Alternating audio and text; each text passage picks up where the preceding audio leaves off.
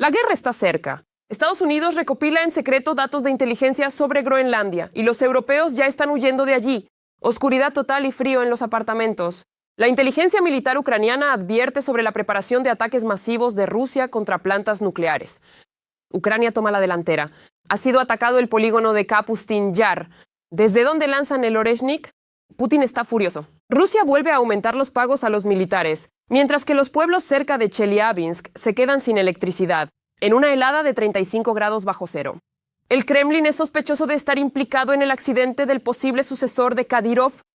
Han comenzado las intensas carreras por el puesto de jefe de Chechenia. ¿Quién ganará? Escándalo en Suecia. A las monjas bielorrusas se las sospecha de espionaje y de financiar al ejército ruso. Me llamo Karina Klishun y ahora mismo lo más importante. Pero antes, denle like a este video y suscríbanse a nuestro canal para que no volvamos a perdernos en los vastos espacios de YouTube. Los estadounidenses están recopilando en secreto información de inteligencia sobre Groenlandia, según informan los medios daneses.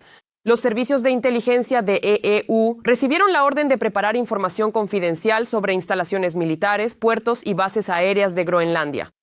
Esta es otra señal de que Trump va en serio y quiere el control total de la isla. Mientras tanto, los militares alemanes abandonan Groenlandia urgentemente sin dar ninguna explicación. Ayer por la mañana, un grupo de 15 soldados y oficiales encabezados por el almirante Stefan Pauli recibió una orden urgente, desde Berlín, abandonar la isla de inmediato. Aunque en un principio se planeaba que permanecieran más tiempo, anteriormente Trump ya había calificado el envío de militares europeos a la isla como un juego muy peligroso. También amenazó con imponer aranceles comerciales contra 8 países europeos debido a Groenlandia. Y además gritaba que conquistar la isla le sería muy fácil. Por eso puede que los militares se estén yendo por este último motivo. La inteligencia ucraniana advierte que Rusia está preparando potentes ataques contra las subestaciones de las centrales nucleares ucranianas. De este modo, el Kremlin quiere obligar a Ucrania a firmar condiciones de rendición para poner fin a la guerra. Las consecuencias pueden ser fatales, por eso Kiev actúa de manera preventiva. Drones ucranianos atacaron un polígono ruso desde donde se lanzan misiles Oreshnik. Así lo informa el canal ruso de Telegram Radar VRV. Se trata del cuarto polígono estatal central interarmas Kapustin Yar, ubicado en la región de Astrakhan. Precisamente este polígono se utiliza activamente para las pruebas de misiles balísticos de alcance medio Oreshnik. Los medios rusos informaron sobre la actividad de la defensa antiaérea en este lugar. Leyendo los comentarios bajo los episodios anteriores, veo que muchos de ustedes nos ven desde Kazajistán, Moldavia, Europa e incluso Estados Unidos. Hoy estamos con ustedes en Kazajistán, así como en Rusia. Escriban también bajo este episodio desde qué país nos están viendo y si en su país apoyan nuestra lucha contra el imperio del mal. Continuamos. Ahora lo más interesante, Defensa desmintió la información rusa sobre la captura de Minkivka en Donetsk. Pero en los últimos días, cuando en Kiev aparecieron noticias, los militares aseguraron que esto no corresponde a la realidad y es un elemento de operaciones informativo-psicológicas. Y está dirigido a crear la ilusión de éxitos que en realidad no existen. La localidad está bajo el control de las fuerzas ucranianas. Sobre lo que está ocurriendo en el frente y a su alrededor en estos momentos, en nuestro informe.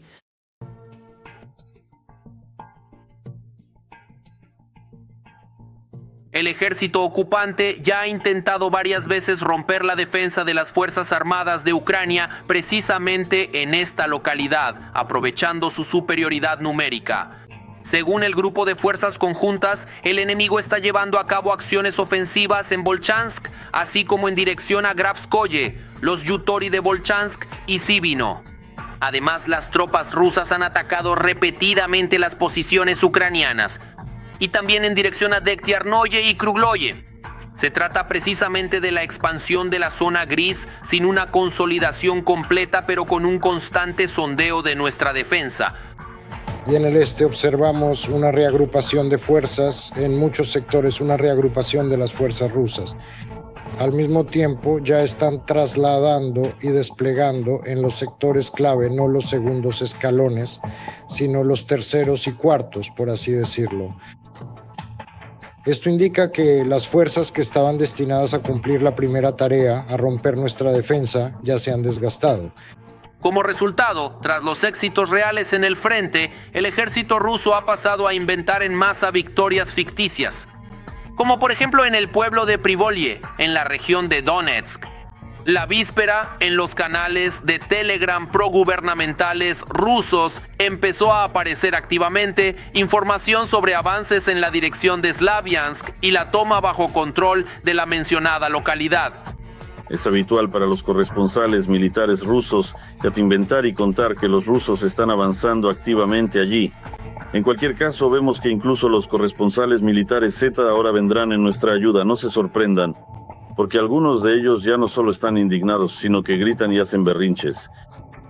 Gritan contra el llamado ministro de Defensa de la llamada Federación Rusa de Bielorrusia, sobre que todo es mentira. El grupo de tropas Vostok la información sobre la toma de Okhotniki.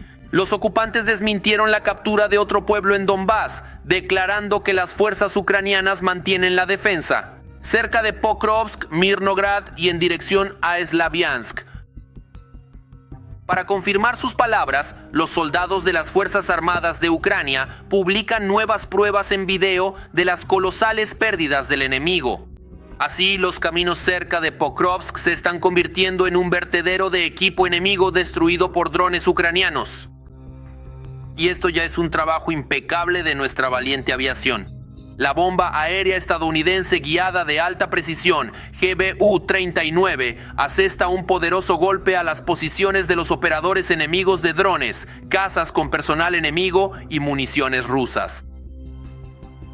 Tampoco les dan tregua a los combatientes. La tercera de asalto. El día anterior lograron destruir por completo un sistema Grad enemigo junto con toda su munición y un camión lleno de personal enemigo. Pero a pesar de las enormes pérdidas en el frente, los generales rusos siguen intentando avanzar obstinadamente, perdiendo cada día a miles de soldados entre muertos y heridos. Según los analistas militares, los últimos días han sido especialmente duros para los ocupantes en la dirección de Kupiansk. En el flanco norte de la ciudad, nuestras unidades avanzan por los bosques cerca del río Oskol. El ocupante se ve obligado a retirarse de varios puntos fortificados bien equipados cerca de Kupiansk. El avance es rápido, aunque a veces resulta algo negativo. La situación en la zona de Kupiansk es especialmente curiosa. Así que, de nuevo, estos cuerpos rusos con uniforme militar, ya sin Putin, cuentan que han capturado todo en Kupiansk. En particular, dicen que capturaron Kupiansk-Uzlovoy. Esa información no corresponde a la realidad. Por cierto, de esto también escriben los medios de comunicación y los corresponsales militares. Así que no se adelanten a los acontecimientos. Por separado, quiero destacar también el éxito de las Fuerzas Armadas de Ucrania al este de Pechanovo. Nuestras fuerzas avanzaron hacia la dirección de la carretera R07, reduciendo así la distancia hasta Stepnaya Novoselka. Esto ejerce presión sobre la logística enemiga y los obliga a reaccionar, trayendo cada vez más reservas nuevas. Las fuerzas de defensa confirman la intensificación de la actividad enemiga en Zaporizhia. Así, según datos de inteligencia, la Federación Rusa decidió reforzar sus agrupaciones en las direcciones de Guliáipole y Orekov. Así lo informó el portavoz de las Fuerzas de Defensa del Sur, Vladislav Voloshin. Él explicó que tales rotaciones evidencian el impacto significativo de las pérdidas enemigas en la capacidad de combate de las unidades en la dirección de Zaporizhia. El enemigo llevó a cabo cerca de medio centenar de enfrentamientos en las últimas 24 horas. De ellos, 31 enfrentamientos tuvieron lugar en la dirección de Guliáipol, una de las más difíciles. Se realiza un estudio detallado de todas y cada una de las direcciones posibles dentro de este espacio determinado. En cuanto a su aviación, el enemigo utiliza activamente la aviación para lanzar ataques con bombas aéreas guiadas y corregidas. Hace esto para destruir nuestras posiciones y las edificaciones en aquellas localidades que ataca y que están situadas cerca de la línea de contacto. Así, el ejército ruso se venga de las Fuerzas Armadas de Ucrania y de los civiles ucranianos por otra exitosa operación especial en la retaguardia profunda del enemigo, aseguran los analistas militares. Los drones ucranianos le dieron otra bofetada personalmente a Putin y a sus generales de cartón al golpear una vez más el polígono de pruebas Kapustin Yar. Es precisamente desde allí que Rusia lanza misiles balísticos intercontinentales, incluido el Oreshnik. Además del lanzamiento del Oreshnik, el polígono Kapustin Yar se utilizaba activamente para probar una gran cantidad de diferentes armas de corto y medio alcance, misiles de crucero, complejos y sistemas de defensa antiaérea de Rusia. Ahora, gracias a los drones de combate ucranianos, este trabajo ha sido puesto en pausa por el Kremlin. Ellos mantienen el frente y resisten a una enorme horda que los supera ampliamente en número. Por eso los invito a apoyar a las Fuerzas Armadas de Ucrania y si no tienen la posibilidad de hacerlo económicamente, escríbanles palabras de apoyo en los comentarios. Sé que nos están viendo. Mientras tanto, Dimon Medvedev se ha despejado y decidió calcular cuántos rusos han muerto en la guerra en Ucrania. Declaró que el año pasado enviaron a la guerra a 422,000 personas, pero no todos. En Rusia ya no quedaban esas personas. Estarán de acuerdo en que la cifra es impresionante, especialmente si recordamos que en 2024 otras 400,000 personas firmaron un contrato. Unas palabras más sobre los resultados del año anterior. La tarea que fue asignada por el comandante supremo ha sido cumplida. El contrato para el servicio militar lo firmaron 422,704 personas. Estos son los datos definitivos de los que disponemos. Pero además, otras 32,000 personas firmaron un contrato para servir de manera voluntaria, es decir, son nuestros voluntarios. Bueno, Dima no contó qué pasó con el grupo anterior. Por eso en Rusia supuestamente decidieron aumentar los pagos a los militares, para atraer al menos así a la gente a morir en la guerra. Sin embargo, según datos de la OTAN, en ese mismo periodo Rusia pierde 25,000 soldados. Los periodistas de Insider contaron con más detalles sobre el sistema de reclutamiento. Por ejemplo, en Chubassia la suma se incrementó hasta 2,1 millones de rublos. Teniendo en cuenta el pago federal, los contratistas recibirán 2,5 millones de rublos. En varias regiones de Rusia, así como en parte de los territorios ucranianos temporalmente ocupados. Desde la noche del sábado 17 de enero hay apagones masivos. Así lo informan tanto los residentes locales como las autoridades rusas.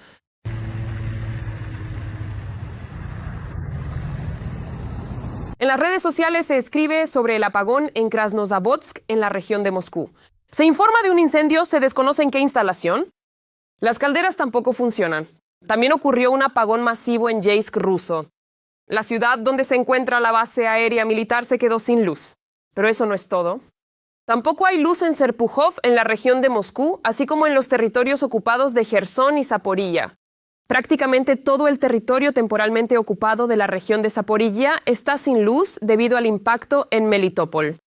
También hay un gran problema en Chelyabinsk. Los habitantes de los pueblos cerca de Chelyabinsk se quedaron sin electricidad en una helada de 35 grados bajo cero.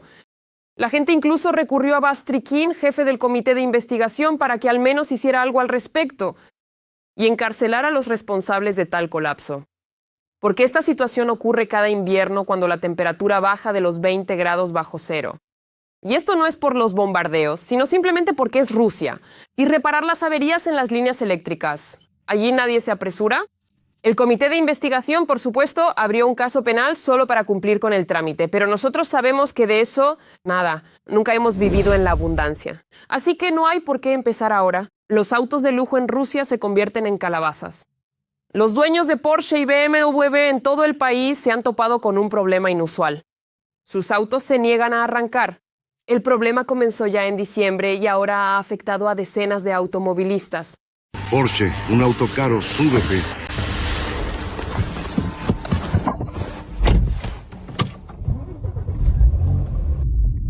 Y ya está, se apaga. Y eso es todo, la apaga. Después de regresar de las vacaciones de invierno, mi coche, un Porsche Macan Turbo, se convirtió en un ladrillo. El fabricante la desactivó de alguna manera a través de Sputnik, usando la alarma de rastreo. Simplemente es una maldad por parte de los fabricantes occidentales para vengarse de la gente común, de los rusos, por haberles comprado autos alemanes. Mamá no pudo ir al teatro. Tardamos mucho en prepararnos para ir a ver a Konstantin Raikin por culpa del coche, porque nos desconectaron. No podemos conducir. La razón está en las alarmas. Funcionan en una frecuencia que coincide con la de los drones. Debido a los inhibidores, los coches pierden la conexión con el satélite, el sistema decide que el vehículo está siendo robado y bloquea el motor. Aquí la maldad viene simplemente por parte de las autoridades rusas. Pero por supuesto, ellos culpan de todo a Europa. En medio de las noticias sobre el accidente de tráfico del hijo favorito de Ramzan Kadyrov, Adam, no cesan las conversaciones sobre un posible cambio de poder en Chechenia. ¿A quién ve el Kremlin como jefe de la región más subsidiada y tuvo algo que ver en el accidente del posible sucesor de Kadyrov? Los detalles en el reportaje. No importa cuántas veces hayan enterrado a Kadyrov durante el último año, el soldado raso de Putin sigue en acción, aunque las noticias sobre el rápido deterioro de su salud son cada vez más frecuentes. La última novedad es que los riñones de Ramzan Kadyrov, de 49 años, están fallando. Soy un soldado de infantería de Putin, soy, por así decirlo, un proyecto del presidente. Pero lo principal no es cuándo morirá, sino quién lo reemplazará. Por eso, junto con las noticias sobre la inminente muerte del líder de Chechenia, se discute activamente quién, al final, encabezará la región más subsidiada de la Federación Rusa. Y esa quizás es la pregunta más interesante. Gracias una vez más por todo lo que hacen por la República de Chechenia y por toda Rusia, la Federación Rusa. No le fallaremos. Si a mí me toca... Grozny seguirá adelante, florecerá. Sé que la ciudad se está desarrollando activamente. Bueno, al igual que la República de Chechenia en general. Usted personalmente hace mucho para que eso suceda. Eso también lo sé. Y se está revitalizando tanto la esfera espiritual como la base material. Hay dos opciones. La primera, bien conocida, Kadyrov transferirá el poder por herencia. A pesar de que Ramzan nombró como viceprimer ministro de Chechenia a su hijo mayor, Ashmat, de 20 años, Dondon apuesta por su favorito, Adam, de 18 años. Y esta opción, según el líder del movimiento opositor checheno Adat, ya ha sido acordada con el Kremlin. Por eso los rumores de que el reciente accidente de Adam tiene algo que ver con el Kremlin no se corresponden con la realidad. El FSB no solo no intentará atentar contra él, sino que, al contrario, lo protegerán al máximo. Él es su proyecto, Adam Kadyrov es su proyecto, Ramzan Kadyrov, un proyecto del Kremlin, Ahmat Kadyrov, un proyecto del Kremlin, Ahmat Kadyrov antes del inicio de la guerra, antes de la Segunda Guerra, la guerra ruso-chechena, se reunió con Putin. Les recuerdo que el 16 de enero, Adam tuvo un grave accidente de tráfico en Grozny. Masha, hay un gran atasco, viene una ambulancia y todos disparan para dejarle paso. Así es la actitud hacia la ambulancia.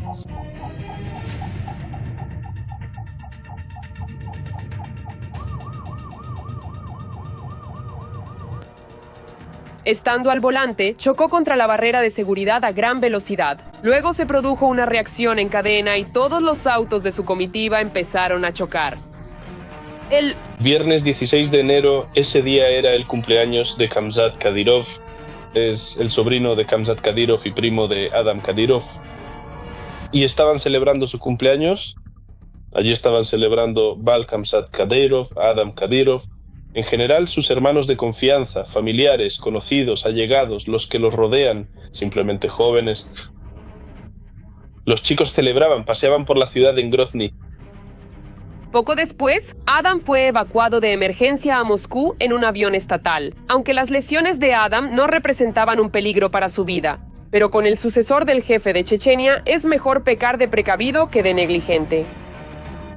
Oficialmente, el accidente de tráfico con la participación de Adam no fue comentado en Chechenia. Por su parte, los de Kadyrov publicaron un video de una reunión donde estaba Adam y su talentoso vástago recibió otro premio. Esta vez por sus méritos en el aumento de la seguridad en la central nuclear de Zaporizhia.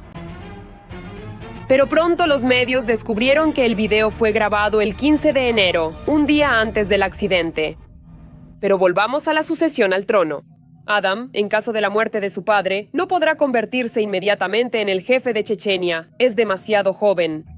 Por eso se nombrará a un jefe nominal, como ocurrió con Ramzan en los lejanos años 2000. No se descarta que gobierne. Al principio, a Adam lo ayudarán los colaboradores más cercanos de su padre, Magomed Daudov y Adam Delimkanov.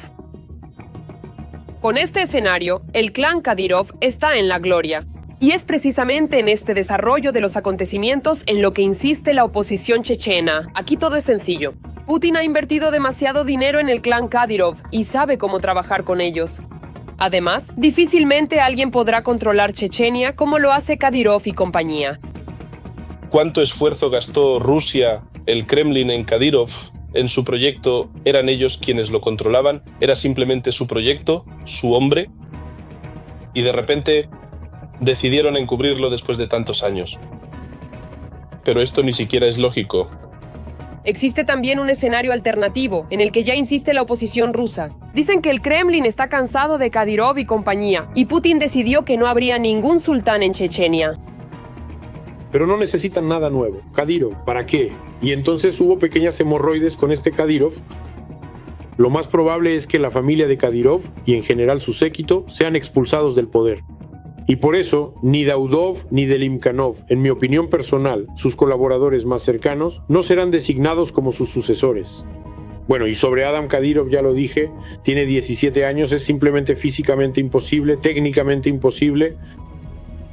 Un canal de Telegram cercano al Kremlin informa que en Moscú buscan un nuevo jefe para Chechenia. Vladimir Vladimirovich tiene información completa sobre el estado de salud de Ramzan Akhmatovich y la situación en Chechenia. No está ocurriendo nada grave ni que requiera una reacción urgente en este momento, pero pueden surgir problemas inesperados. Por eso, Vladimir Vladimirovich encargó seleccionar de 3 a 5 candidatos para el puesto de jefe de la República. Simplemente por si acaso. Estamos trabajando en ello, informó el interlocutor del canal. Aclaró que ya hay 2 candidatos, pero por ahora se negó a revelar sus nombres.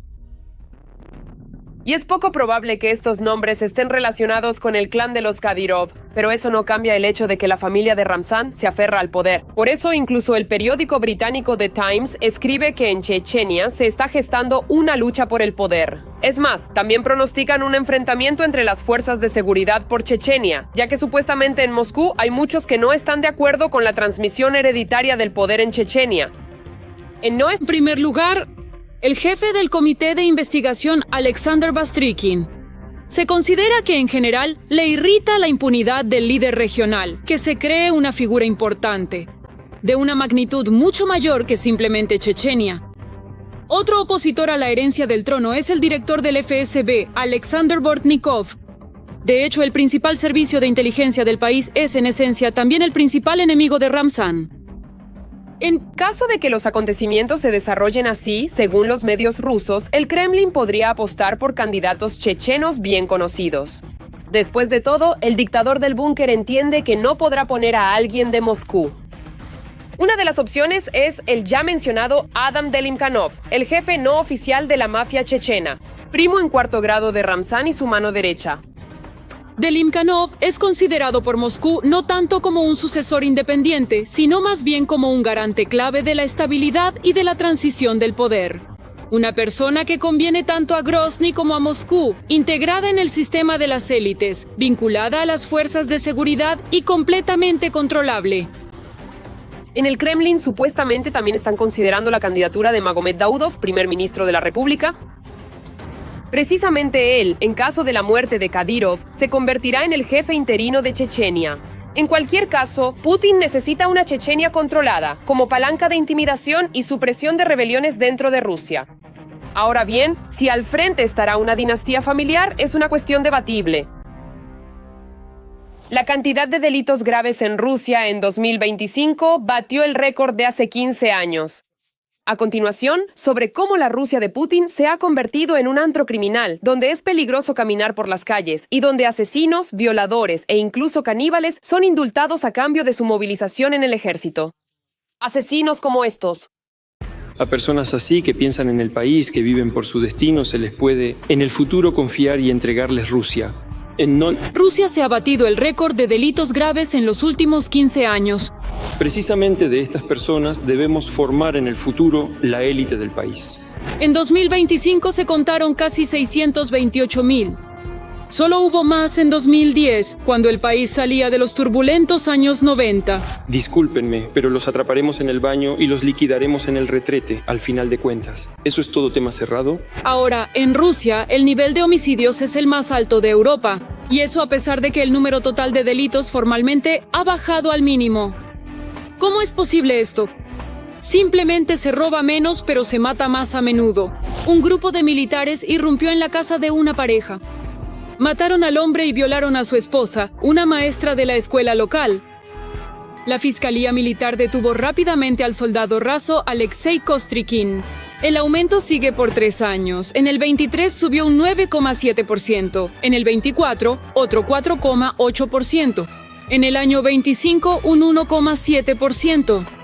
En Rusia, los asesinatos y robos se están volviendo sistemáticos, y no algún tipo de suceso extraordinario.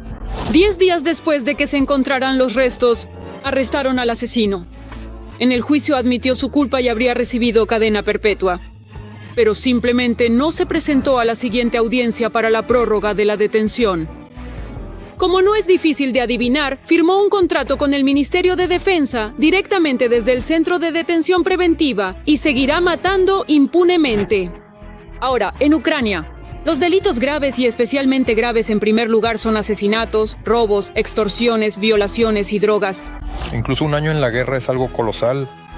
Es un tiempo tras el cual la persona cambia de manera irreversible. Como me dijo una persona muy respetada por mí, en la guerra la persona no cambia, se manifiesta. El alcohol como potenciador universal. En el 70 a 80% de los casos, los asesinatos se cometen bajo los efectos del alcohol. Cambiará, creo yo, por culpa de una rata así.